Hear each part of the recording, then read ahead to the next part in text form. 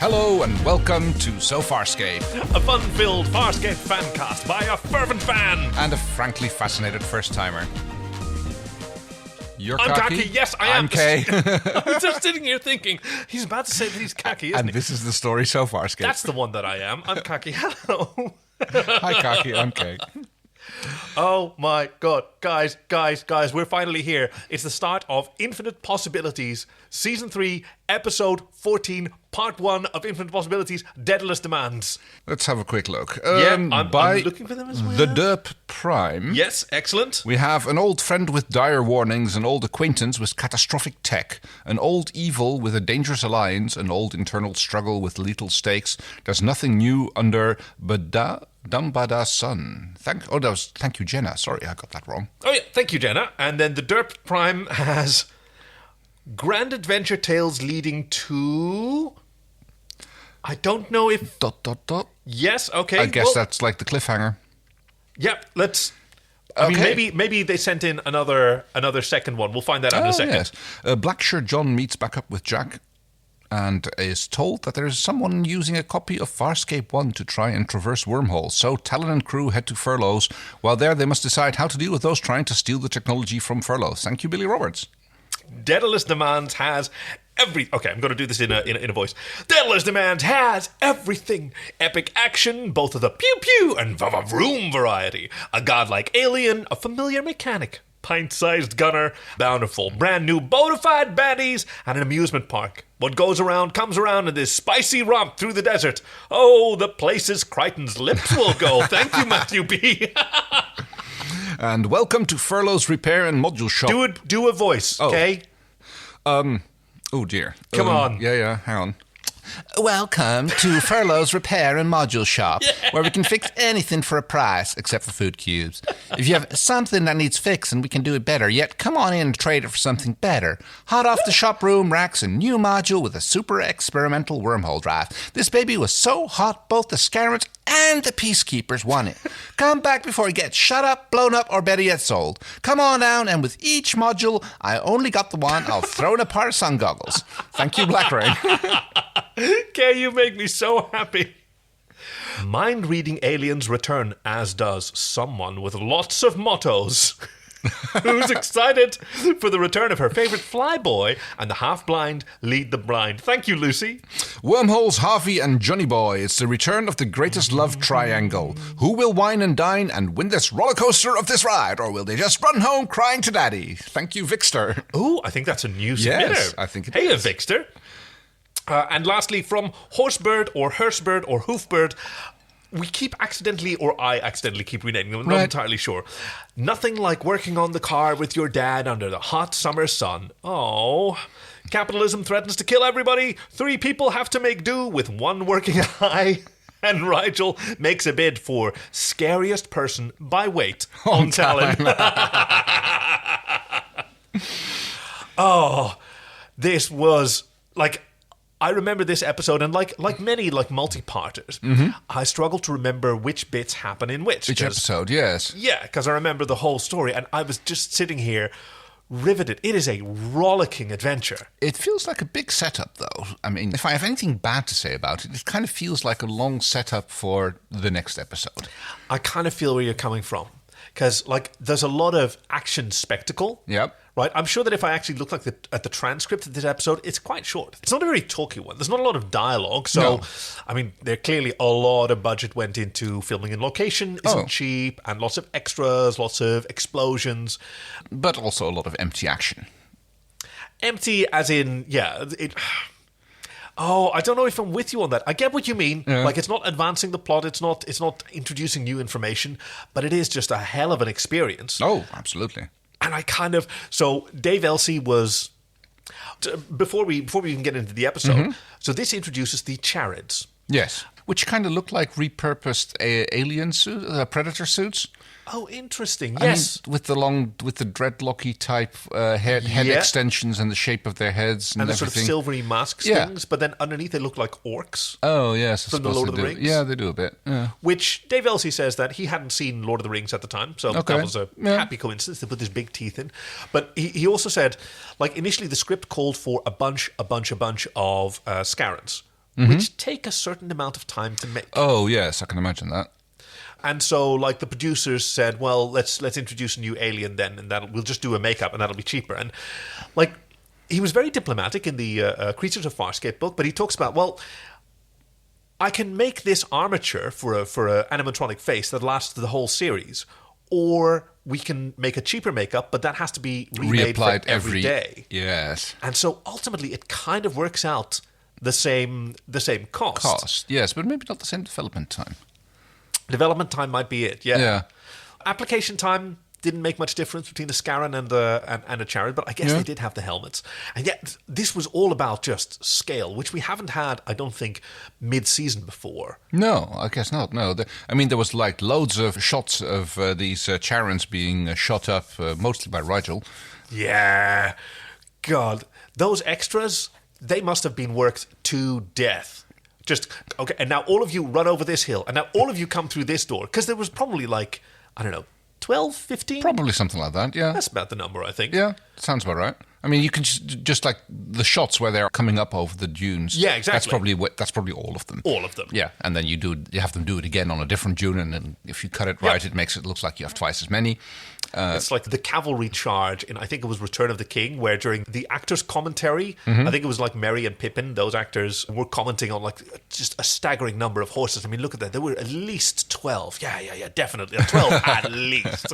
So they probably had at least 12. Actually, do you remember Star Trek First Contact? Oh, I think so, yes. It was the Star Trek film with the Next Generation crew and the Earth is invaded by the Borg. Oh, yeah. They had 6 suits. Borg and they suits. they made them work. Yeah. I mean, the good thing with Borg is that you can just like stick some other bits on and then it's a completely different Borg. Yeah, exactly. The downside is, I mean, you have a couple of Borg, you're hungry again 2 hours later. Okay, let's dive in. Prepare for starburst. We open with an unexpected previously on. Yes, a And big, I sort of big glanced- montage. I saw you glancing at me, sort of, are you sure you put the right episode Yes, on? that's kind of how it felt, because we go very far back. I mean, we see Furlow. Furball. To fellow. Follows. Something like that. Furlow, and we see Jack, as in the alien Jack, not his actual father. And we get a little bit refreshed on what happened back around then. Yes, this was very early in season 1, till the blood runs clear, where on the way to a mechanic on a particular planet, John just happens to spot a wormhole out the window. Yeah. That's a wormhole. And interestingly, this was before he meets the Ancients. Yes. He wouldn't meet the Ancients for another 4 or 5 episodes. Oh, no. And so, like, what's about to happen is really kind of remarkable. It Because just shows Furlow's brilliance, I suppose. right? Yeah. I was so happy to see her again. I remember the first time that I saw this, and I was completely blown away by she's back. She was like my favorite. She was an amazing character. Wild mechanic. Just couldn't stay away from me, huh? After the montage, we have John and Aaron having some cuddle time together. Yes, they're spending a lot of time with each other's bathing suits areas. Yes. I mean, what are they doing? Is she trying to read something, or is he teaching her English or something like that? What's going on? Very good. And gun. Gun. Do the next one. Son. Son.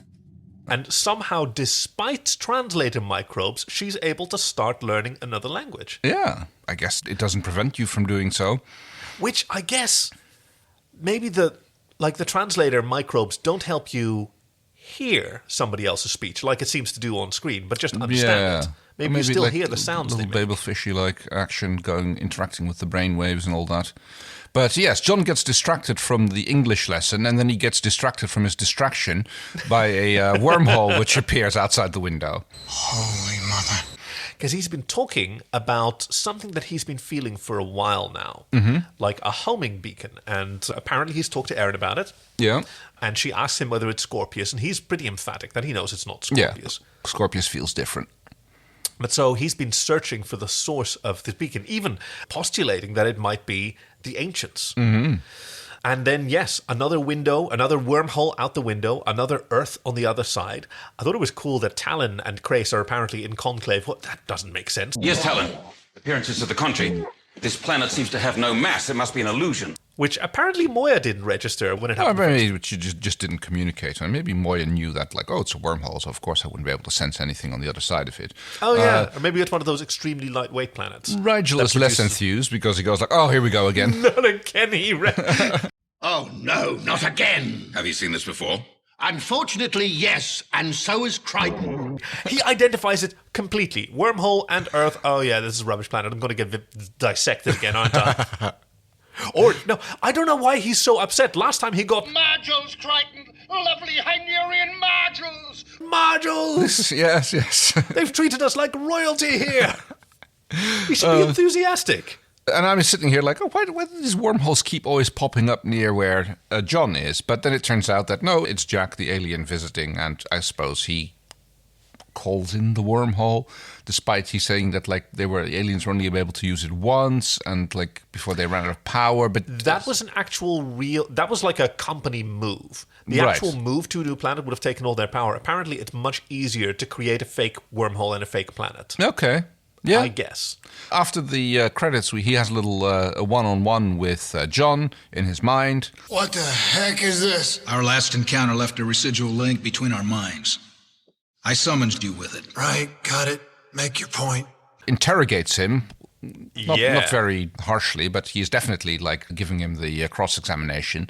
Yeah, because the alien Jack, the ancient Jack, I should say, is extremely disappointed in him. Explaining that we thought we knew who you were. We thought we did a good thing when we gave you this wormhole knowledge. And you have abused it. We gave you a gift.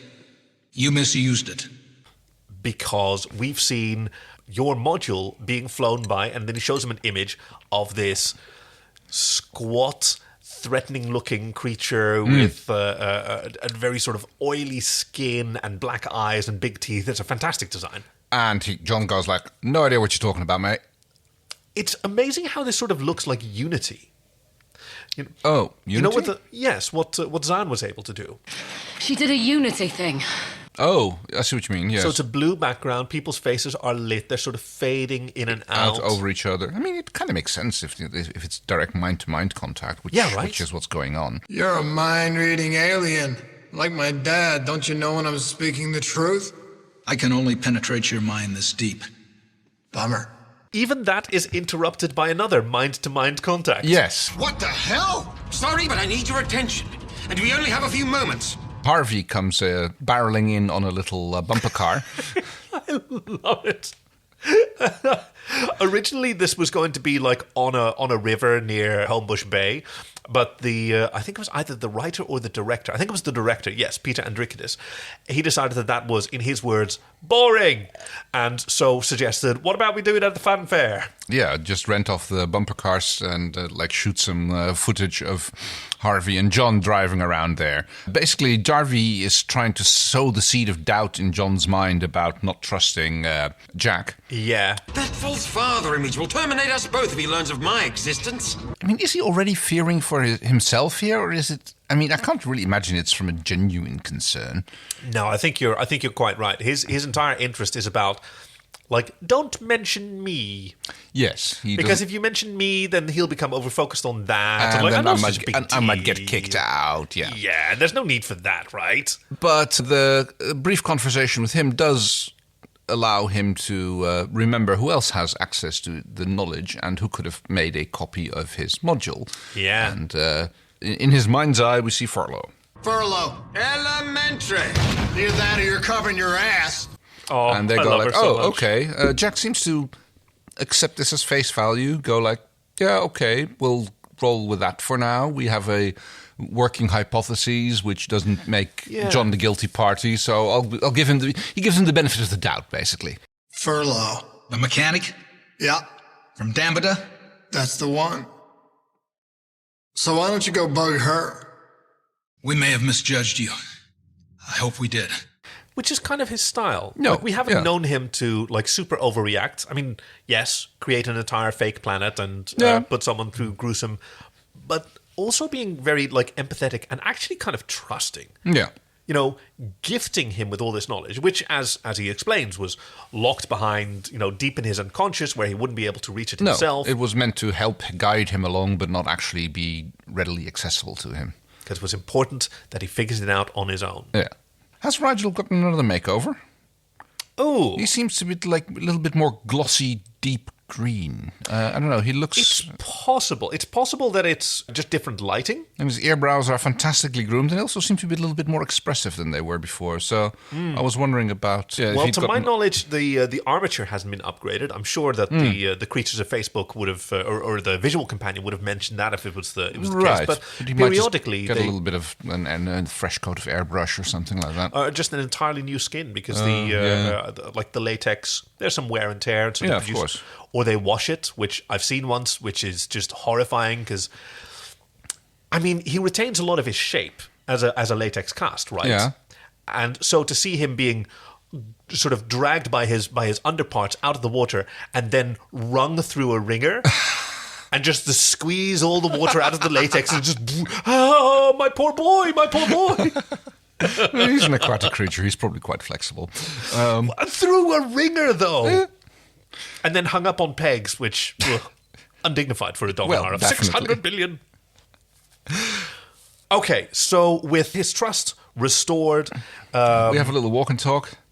Jack shows the image of the pilot of this duplicate module to the rest of the crew, and we see Rigel just blanching. Now, he doesn't seem to tell anyone on the command, but he's ranting to Stark. It was a Charid, Stark.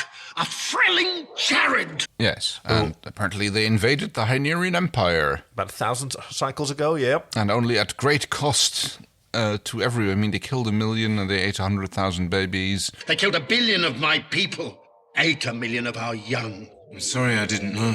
Well, that's off by an order of magnitude, so... Yeah. Frightful. And then, yes, they managed to finally drive them off by suicide bombers, although it is kind of like hinted at the fact, or at least questioned whether or not all those suicide bombers were volunteers or not. Yeah. Who knows? And it doesn't seem to bother Rigel in the slightest whether they are or not. Even he sort of dodged the question, Yeah, he did a bit. But there's worse news, because Crace comes in saying that latest intelligence report suggests that the Charids and the Scarans have an alliance. Yeah, where did these reports come from? Do they still have some sort of... Yeah, it's probably that thing. Crace did say that Talyn was designed with intelligence-gathering facilities. Yeah. He liberated files from... listening in on Peacekeeper data nets or something like that. Oh, yeah, very likely. Yes, John and Aaron have a little heart-to-heart where he actually says, oh, yeah, we got to talk because, I don't want to go home on my own. And he's very specific in his wording, and so is she. You didn't think I planned on going home alone, did you? I haven't been thinking about it. I wouldn't want to do that, to go back alone. I wouldn't want you to. Yeah. But leaving, so are we both staying or both going? Or what are we... I like that they've reached the point where he can say, we need to talk about that, and she can say, yeah, sometime, not right now. And it's not avoidance, it's just prioritization. No, very true. There's one other thing that I noticed, which is kind of cute, where Crace is giving instructions to Talyn. Talyn is making these cute little sounds where it's like of agreement and... he's making happy boops. Yeah, it's like boop. not quite our 2 levels of empathic, but he's definitely making sounds which are like affirmative or stuff Dad. like that. Yeah. All right, Dad. Oh, don't they look great together? John and Aaron with their guns and their black coats through these hallways. Yes, and then they have a little kiss, and then everybody gets ski goggles. Now, here's something I don't get. Yeah. Why is everyone on the transport? Why is Talyn left completely unmanned? Yes, good point. Is Crace actually down with them at this point? Yep. Okay. And so's Rigel and Stark. Nobody's staying behind, and I don't understand why. It's just not addressed. No, it makes little sense. Also, okay, now that we're on that subject as well. So this star is doing its solar flare thing, which... Yes. That's what they need the goggles for. Right, and this is why Crace at several points in the show tells Talyn to get in the shadow of the planet. Flare activity from the star could damage your systems. When we're gone, Get into the planet's shadow and shut down all exterior systems you can. Stay in shadow! Don't expose your senses to the intensity of the solar flare! Talyn, a flare is imminent! Shut down your senses! Get deeper into the planet's shadow! Because apparently Talyn, who can sit in the corona of a star, is negatively affected by a solar flare, which is billions of kilometers further away from any star than... Yeah? Yeah.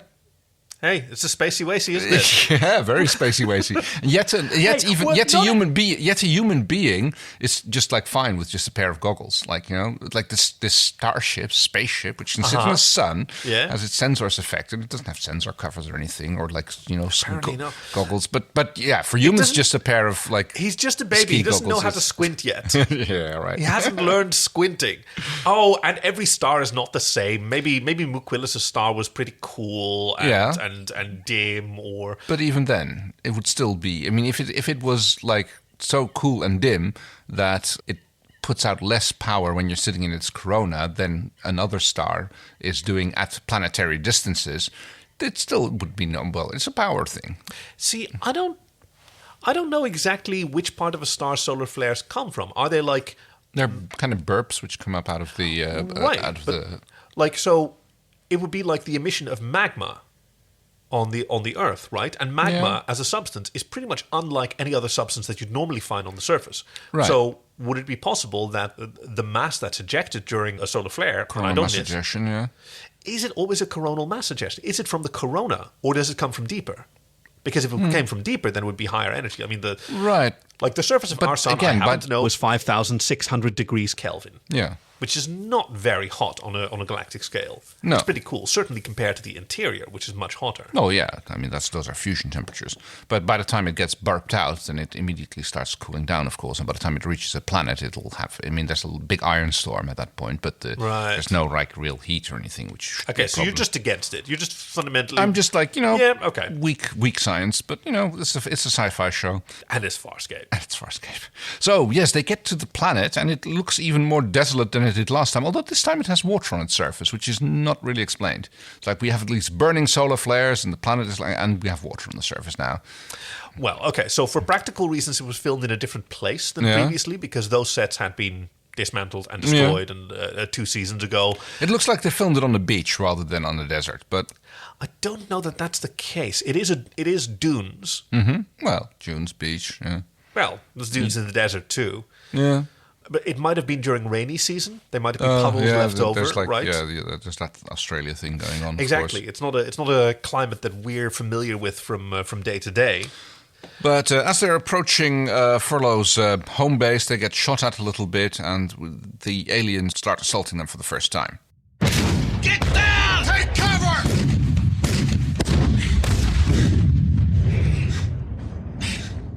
Big shootout. A staggering number of... just the body count of chariots is incredible. Yeah, for these, like, fierce warriors, which they apparently are, they get taken out pretty easily. Yeah, I mean, they just love charging. They just love charging and barreling straight down toward their adversaries. Talyn wants to help, despite everybody's pleas for him to stop. He knows we're in trouble and he's coming back to help us! We'll tell him to stop! He refuses it! So Crace is distracted, trying to keep Talyn from approaching. But the boy wants to help too badly. He comes in for a strafing run, and it takes out a good number of the chariots.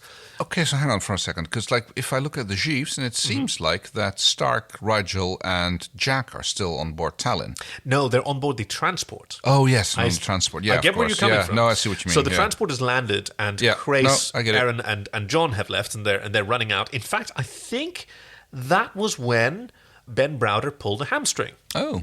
And to his credits, I don't think it's the wisest thing to do. He kept running until the director yelled cut. Mm-hmm. But then he had to go and visit the local doctor for some treatment. Yeah. Which I don't know what the treatment is for a pulled hamstring. I mean, examination to see if any damage has been done, and if it's just probably painkillers, maybe some muscle relaxants, and keep your weight off it for a while, I suppose. Yeah. Which is like, I'm an actor, I have to walk around. It's like, it's difficult. I guess mostly to check whether it's actually been, injured, right? Or if it's just if it's sprained, or if there's actual more damage. And so the local doctor asks, "So how did it happen?" And he said, "Yeah, I was running across the dune with a gun and a hand grenade." Why were you running? Yeah, no, there was this alien base that I had to overtake. Conquer, yeah. And he thought that they would have explained what he did for a living. And so this doctor was halfway toward calling the loony bin. But no, I'm an actor. Oh, okay. Still keeping the speed dial ready just in case. But yes, they infiltrate the base and shoot more of the aliens. And when they get to the center of the lair, they find good old Furlow. Furlow tied up. And she's catty as always. I love it. She's fantastic. Well. If it isn't my favorite flyboy. Magda Jubanski, what a treat. Yeah, I mean, we could go blow by blow describing this infiltration, which I thought was genuinely brilliant, like and really well conveyed. The sort of it was spatial logic. Yeah, it was great. The first they go in, and then they run down some stairs in some sort of industrial facility, and it gives you a very good feeling of what the place is like. That's like a radio diorama. It's so worthwhile. But of course, at this point, Talyn's strafing run took place at the same time as one of these flares, and now Talyn is blinded, and therefore also Grace is blinded. Yes, this is where Aaron goes and digs the hand of friendship out of his neck. And he's still left blind, nonetheless. Oh, it must be like neural overload. Yeah. And it'll have to wear off for a bit. And so Stark is going to take him back to the transport pod. Mm-hmm. Let me see, is that right? Or he's going to go to the transport pod on his own? Anyway, Stark's got him, and Rigel and Stark and Grace are going back to Talyn.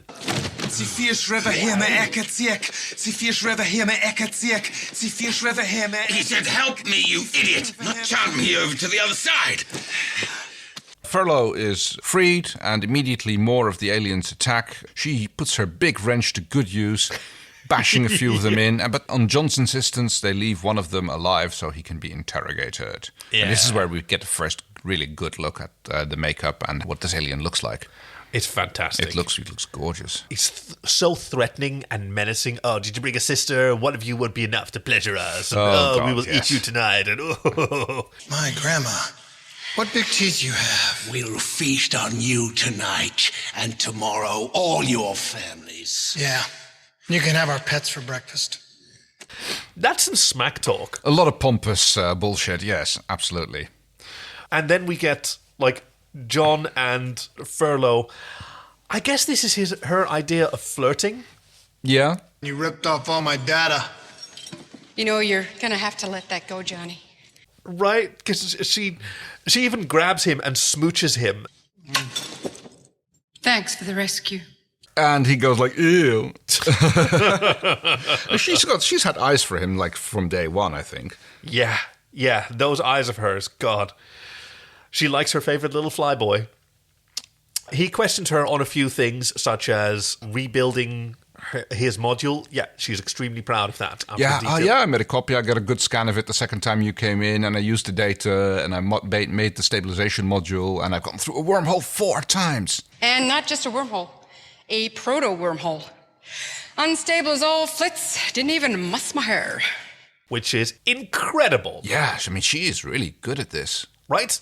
She invented on her own something that Scorpius and his whole team at the Gamak base, like, he was able to get, like, purity exemptions for all of these aliens just because of their expertise, and they couldn't crack it after how many pilots got turned into soup. What's that device? Phase stabilizer.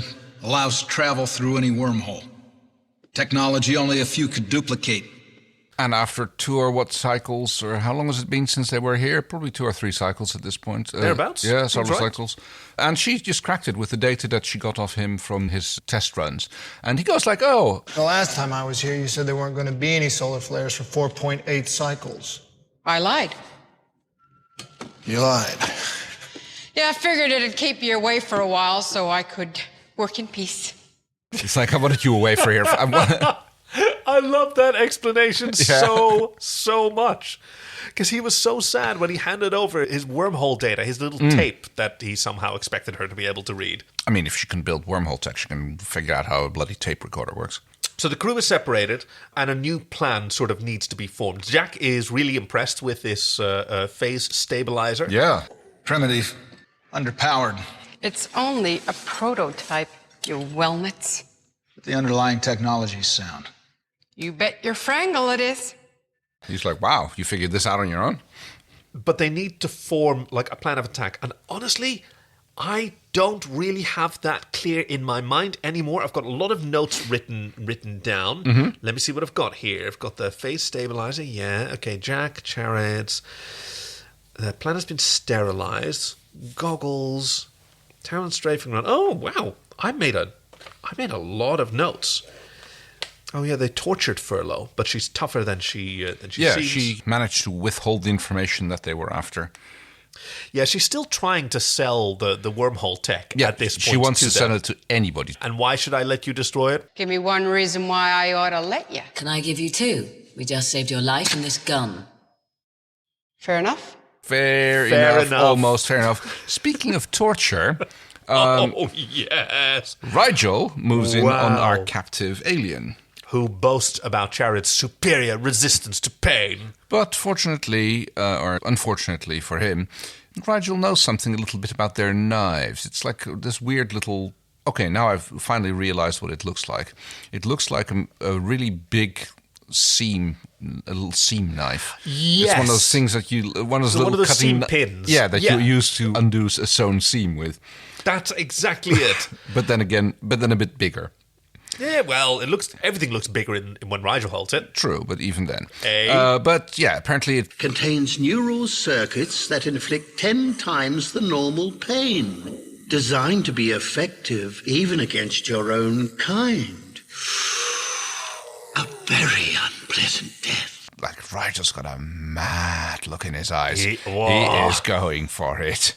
Team Rigel had a very good time with this episode. We get to hold a knife and torture someone, and he gets a gun. Whoa. I suppose, yeah, that's like... Opportunity knocks. You think a Hynerian could ever frighten me? I'm not here to frighten you. No. Then what? Shortly, they find that the torture session went a little bit too far and that Rigel killed him. Yes, but not before he was able to extract some information from this chariot. Which is where we learned that the Scarrans and the Chariots have joined forces. Isn't that no, we learned that earlier. Okay. Because Christ knew that. What we learn is that the Scarrans are arriving in a dreadnought that is going to be there in 6 arms.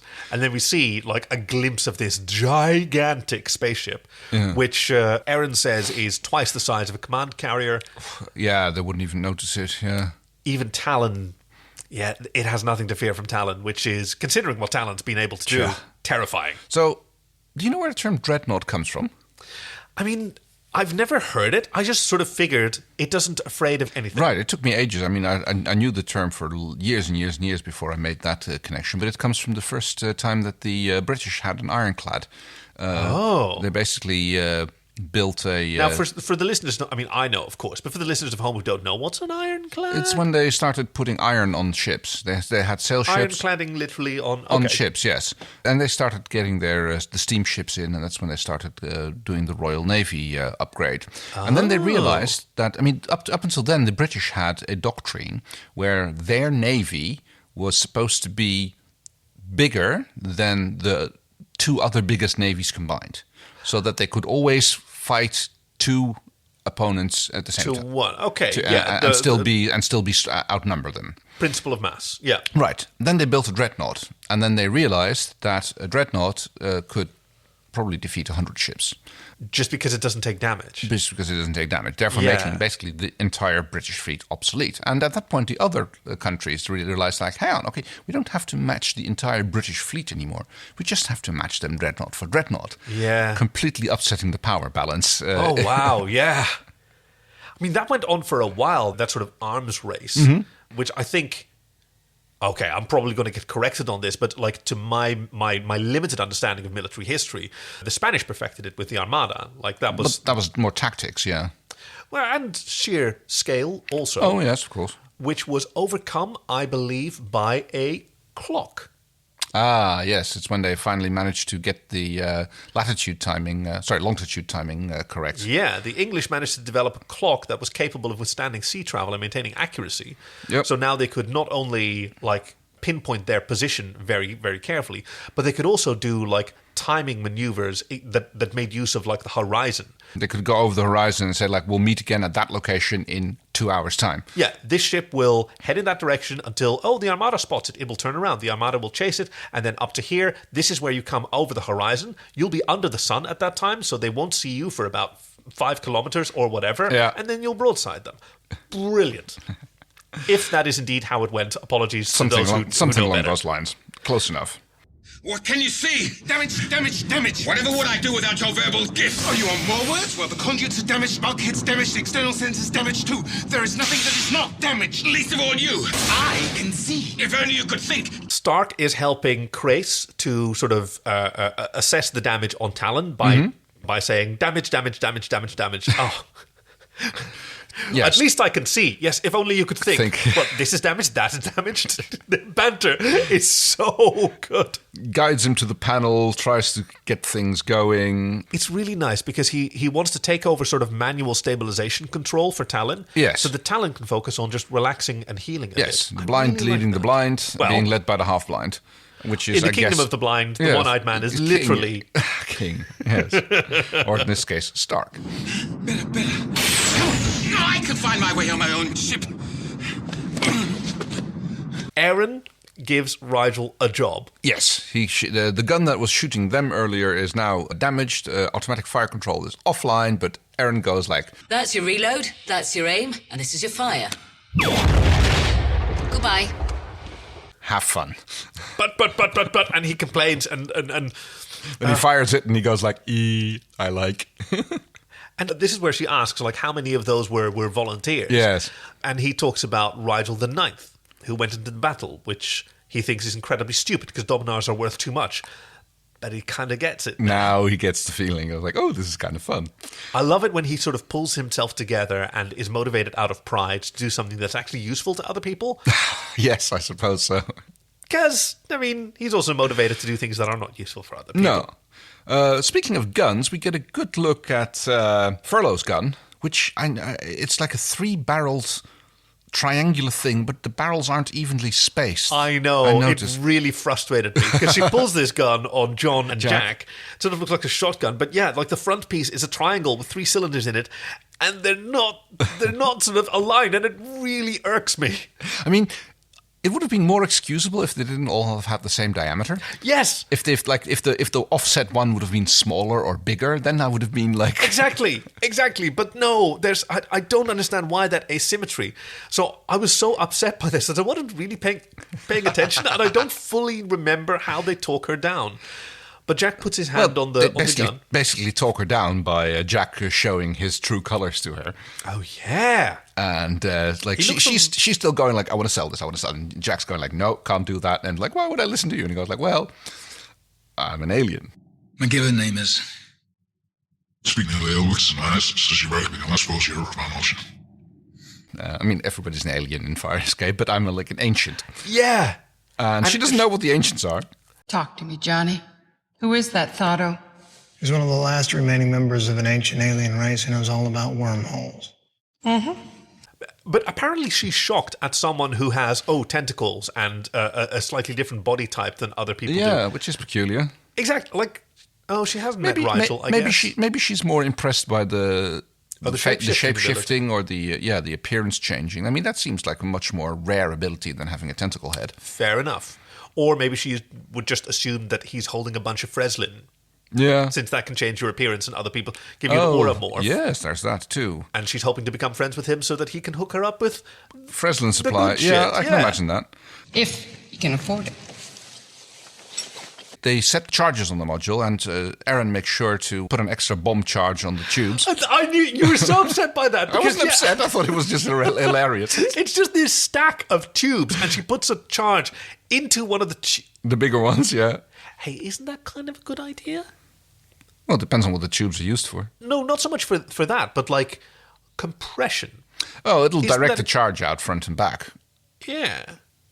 But like to sort of create more focused destruction in a little bit. Some directions. I mean, essentially what would happen if you did that, like assuming that the tube would hold, you basically get half a charge on either side of the tube.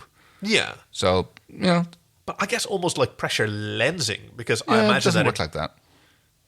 So doesn't it? No, essentially the effect would be for if you have a tube and you have in the center of the tube there's a charge, and assuming that the tube is perfect material wise and it doesn't deform and it doesn't do anything, then the effect of that charge in the middle of that hollow tube would be exactly the same as the effect of two charges of half that size stuck to the ends of a solid tube of the same diameter. Right, so you would have, instead of one spherical pressure wave, you would have two hemispherical pressure waves. Pretty much. Is that entirely correct, though? Like, pretty much. There be it's like a focused stream in the middle, or not really? Because basically, it stays focused as long as it stays in the tube. But the moment it comes out of the tube, it goes every which way. Yeah, fair enough. It's kind of like the twin slit experiment. Like, you shine light at a slit like that, and that slit becomes a point source of light.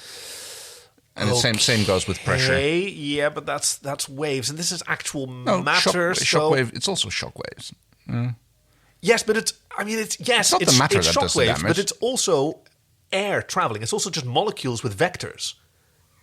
It's mostly pressure waves. Think about this. Like, the explosive explodes, right? It's got oxidized, it's got whatever. Yeah. And now there's a certain amount of matter moving at a certain speed down this tunnel. Yeah. Now, let's say that, this was a relatively short pipe, so it would be a meter, but let's say it's a 10 meter, like a gun barrel or whatever. All of those molecules now have a vector and the longer that the path is, the greater the percentage of those molecules whose vector is parallel to because the ones that are not parallel will bounce off the edge and bounce inward and will trend toward a vector that's parallel to the direction of the tube. You're of course right that they will move in that direction, but I don't think it'll create much of a focused stream. Any shrapnel or anything caused by the bomb will of course attain a vector, but on the molecule scale, the moment it comes out of the pipe, it'll go flying every which way. I've got one more question for you as a person who knows about firearms. Yeah. Right. Now, we have done, under safe circumstances, some photography involving firearms with automated cameras just to get a muzzle flash on there. Yeah. Right? I'm a photographer, and we did this in safe, monitored circumstance because you're a trained educator. And the muzzle flash was not hemispherical. No. Right? The muzzle flash is like a sort of lozenge. Right. Now, if the barrel on that weapon had been shorter, would the muzzle flash have been the same shape, or would it have been a wider cone? That's interesting. And conversely, this is where my intuitions come from, because my intuition says that if it was shorter, it would have been a wider cone, and if it was longer, it would have been a narrower cone. Same force. No, I see what you mean. I guess it's the same effect as when you're blowing through a straw. If you have a narrow straw, then you'll be able to feel the pressure point from that air coming out at a lot of distance than if you have a long straw. Like, imagine the difference. If you're blowing air through a straw, then you'll be able to feel it on your hand if you hold it like half a meter away from the end of the straw. If you do the same thing through a toilet roll, then you won't feel anything. Or you'll feel a breeze. Yeah, okay, but then the diameter also changes. Right. And that's the same thing with firearms. Length doesn't make much of a difference. It's diameter. Wow, we have just spent a whole lot of our listeners' time on this thing that I just happen to be really interested in. I'm so sorry to everyone. All right, back to the story. Back to the acting, yes, because before they can set off any of these charges... Hackers get into Furlow's computer. Yeah. What's with your computer? Somebody's tapped in. It immediately starts flashing. It looks like a radiator that's lit up with some lights or It's got anything. blinky lights. It's got I like blinken that. lichten, yes. They can't shut it down in time. But so they shoot it, and still Furlow seems to know that they got a lot of information. Yeah. She must have a data link or something. Maybe that's what her thinking cap's for. Really? Isn't it just weird to have Jack walking around here in just a sport coat and a button-up? Yeah, but, he's like an ancient. He's like, he can appear. He's the most alien one here. He can appear any way he likes. But they presume that's the Scarrans who have hacked in, because the Chariots don't have the intelligence to perform a feat of intelligence. But the Dreadnought, is it Scarran or Chariot? The Dreadnought is Scarran. Oh, it is. Okay, They've identified that. Yeah. I didn't quite catch that part. Which it was? Yeah, it was the Chariots who intercepted Furlow while she was in orbit. She says that her base is so well defended that they wouldn't have been able to get in otherwise. Yeah, because it's booby-trapped all over, and minutes later, then there's another invasion, and they do get in. Bust through the wall. She's not above up-talking herself a little bit on... God, really? Furlow? Really? Furlow can handle it. Everything's gonna be just fine. That's my motto. I'll let them come if they dare. That's my motto. The woman of 1,000 mottos, all of which are contradictory. I mean, even when she's bragging about the booby traps, and Aaron asks her, are you sure? Probably. All the approaches are booby-trapped, and some of the automatic guns are still working. Some. Probably. 60% chance of recovery. 70, 80 even. Can the structure withstand a mortar attack? Probably. Probably. Really? Yeah. Oh, Frel. Because she knows what furloughs probably means. Yes. It's like maybe, at best. Call it 50-50. I mean, 27 at a push. Oh, yes, that's where John fesses up to having Harvey in his head. Basically, John finally goes talks to Jack and says I got something to tell you. I have a confession to make.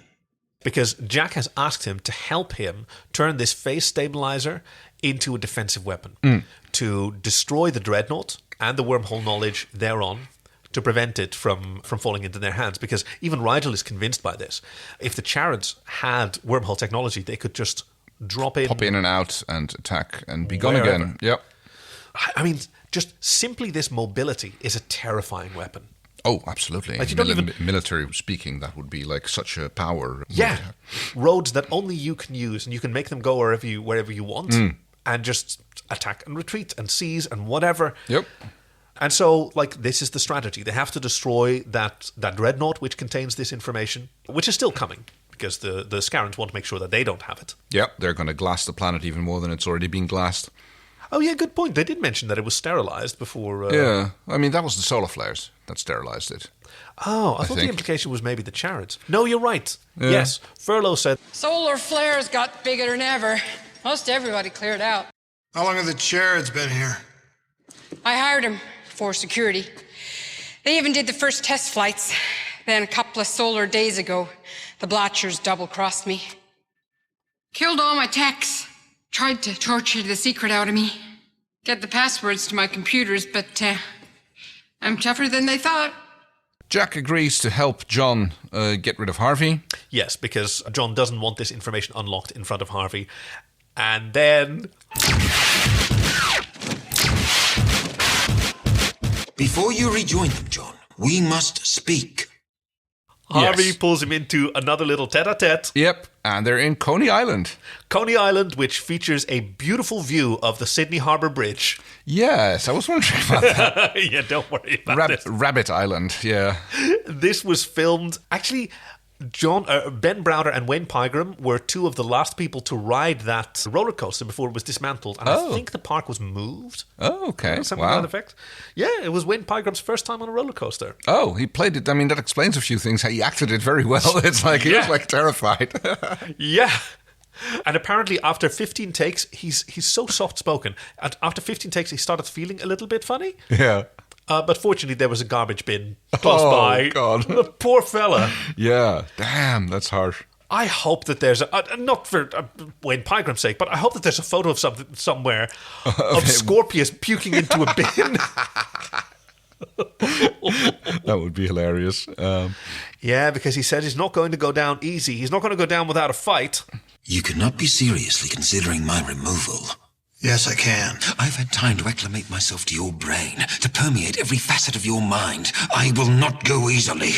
He says, if I die, you die as well. I'm going to take you with me, and I'm not letting go. I think we've lost the sort of continuity at this point, but that's okay, because... I mean, another fight that's going on at the same time is Rigel having a royal party, blasting away at the...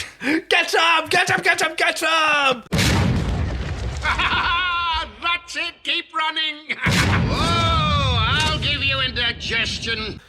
Oh, and he's shooting at this dune buggy that he can't quite hit, which... But he got it on the second try. Yeah. Well, it wasn't exactly a hit so much as there was a big flash, and then the guy jumped out, yeah. It's an expensive thing. It's one of those Mad Max buggies. I really liked it. I mean, it's Australia. They probably still have them lying around. He's having a whale of a time. Yes, this is when he brags about Rigel the Ninth, and he kind of gets it because it's a lot of fun. Hey, bring us some more ammo. Yeah, we're running low here. About time. You let 2 through. 2, but I turned at least 12 of them into sand stains. Aha! Here comes number 13! Ah! Oh, miscalculated the windage. Second try! Taste this, bloodsucker! We'll make a soldier out of you yet, Rigel. Well, don't think I'm going to make a habit of it. Aaron gives him a compliment. We'll make a soldier out of you yet. Yeah, well, don't get used to it. It's only when it motivates him, right? Yeah. John and Aaron have as it turns out, to be later almost prophetic little goodbye kiss before Jack starts to dig into John's brain. Jack goes oh, I can use what little brain power I have left to help you fight Harvey. Aaron asks, can you link minds? Can I help or something? And he says, no. Nope, none of that. I did like that. Aaron's son John already has your strength. Yes, that was a very nice touch, yes. It's a good dad line as well. But things don't turn out well, because even with the new ammo, Rigel finds himself overwhelmed. There's an explosion. There's a wound in pretty much the exact same place where Zalek stabbed him. Oh, yes, he gets a shard of something or the other stuck in him. Yep. Bleeding green again, and the Charids are now arriving in full force. And in his mind palace, John is thrown out of the roller coaster. Yes, they're dangling from it for a little bit. Harvey is clinging to his legs and manages to climb up, claw towards his face, snarling in his face until both of them fall off and drop through a wormhole. Yes, towards Earth. Brilliant, yes. Love it. And then John wakes up.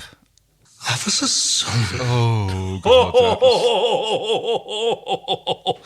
He morphs again into that fantastic, horrifying visage of John as Scorpius. Yes. Man, I love Ben Browder doing the Scorpius voice. What luscious lips. Fantastic. You're really sitting there wondering, hang on, is this who's playing who here? Is it John, is it Ben playing Scorpius, or is it the other way around? Yeah. And Claudia Black's performance, the tears in her eyes, the determination, and gun to his head. Oh, yeah. And at this point, I'm here okay, this could be, I made predictions about the fate of Black Shirt John. Right. And this could be the... because there was a lot of more opening up between John and Aaron, lots of successful relationship development, which is death for a show like this, because you can't have that. You can't have them being happy together. Yes, it's all about the will they, won't they, and you can't ever have them together, can you? So you can hint at it, but then you have to break it down. And this would, hello, what is it, baby? Her Majesty is experiencing the fourth sensation again. Your podcast, despite the fact that we fed her early. Yes, we specifically, she got early dinner so that she wouldn't be shouty while we were recording this. We're still getting her evening aria. Well, that's okay. Yes. You're very welcome on the show, Your Majesty. Come on here, baby. Yes? No? Okay. No, it's just the useless meowing and wandering about with no plan. It's par for the course. To be continued. To be continued, yes. Oh. Damn. Now, I did see you sort of looking at the clock toward the end of the episode. Right. You knew that this was a two-parter because... You told me, yeah. Well, also because it shows up on the screen. Well, there's that, yeah. Right, the title card shows up. So it's Infinite Possibilities, Part 1, Daedalus Demands. So... And we did say at the beginning that it did felt a little bit padded here and there, action padded in a good way, but it felt like the same story could have been told a lot quicker. Yes. Now, originally this was sort of conceived as a one-part story. Yeah. But very, very early on, it was argued by the writer Carlton Eastlake. Yeah. Not a name we've heard before. This is the first episode that he's written for Farscape, although he was a story producer, that this should be a two-parter just to let it breathe a bit more. And I guess to just have some more room for the action, the gunnery was pretty spectacular. Yeah. And fantastic gunfights and setting up this threat and giving all the characters some stuff to do. I feel you. It felt like a lot of unnecessary action and even Krace's blinding. It could have been done with a lot less. But I like that they took the time and gave it the room to let it sort of simmer. What a danger they're in now.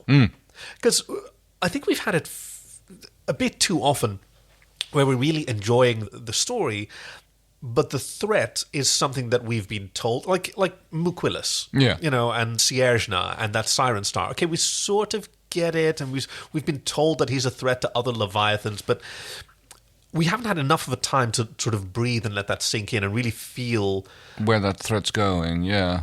And I really felt it implications here. of that. No, very true. It also moves the scale up a bit on the galactic importance thing. It's not just about Moya and Talyn anymore. It's now the whole Peacekeeper Scarran war is moving into a new phase. Yeah. And not only do the Peacekeepers need this wormhole technology to be able to stand up to the Scarrans, now there's a threat that the Scarrans are actually going to get it.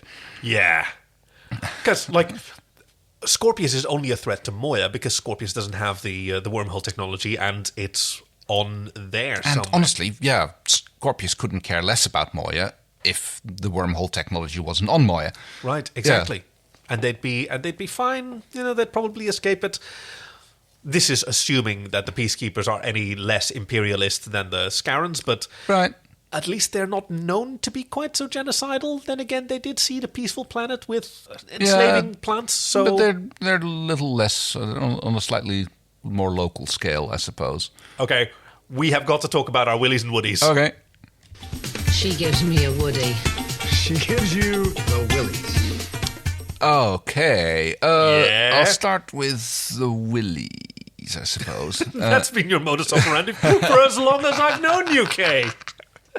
I guess it has to go to the Charons being like these fierce fighters who seem to be fairly ineffectual against a standard one fixed gun and some booby traps and a bunch of riffraff from Moya.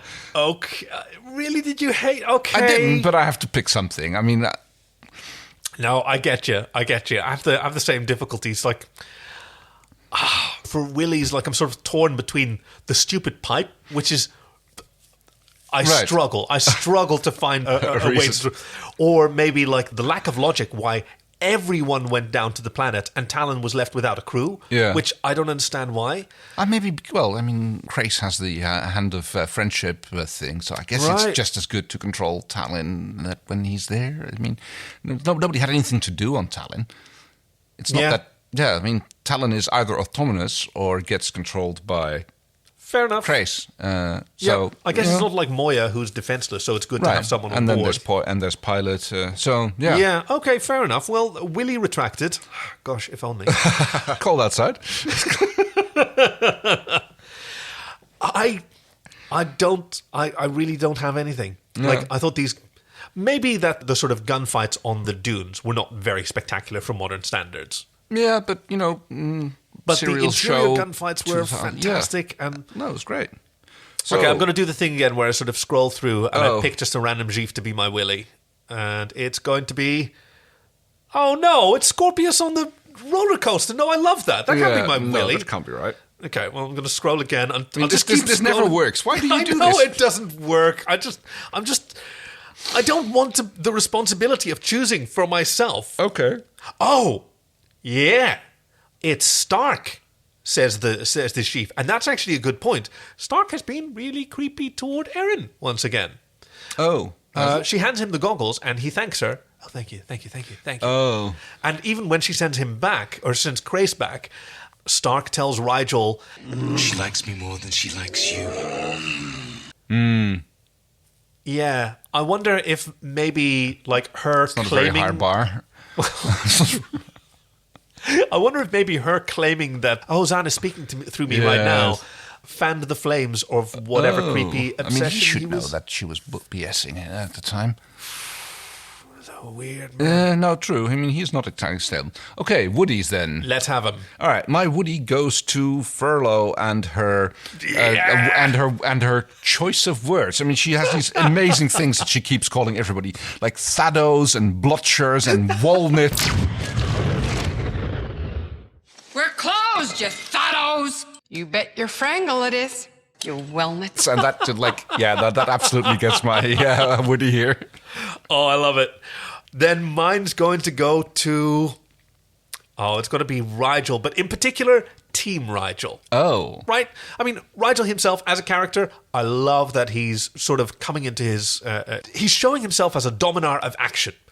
Fair enough, torturing this Chariot to death, which is not a great thing to do, of course, but in the context of the show, and just showing what he's willing to do, and his willingness to defend this. I know it's all coming from selfishness, but I just like seeing a Dominar of action, and Team Rigel did such a good job on it. He did. He was like, I mean, most of the time he's ineffectual unless he's wheeling and dealing, and even then it's questionable.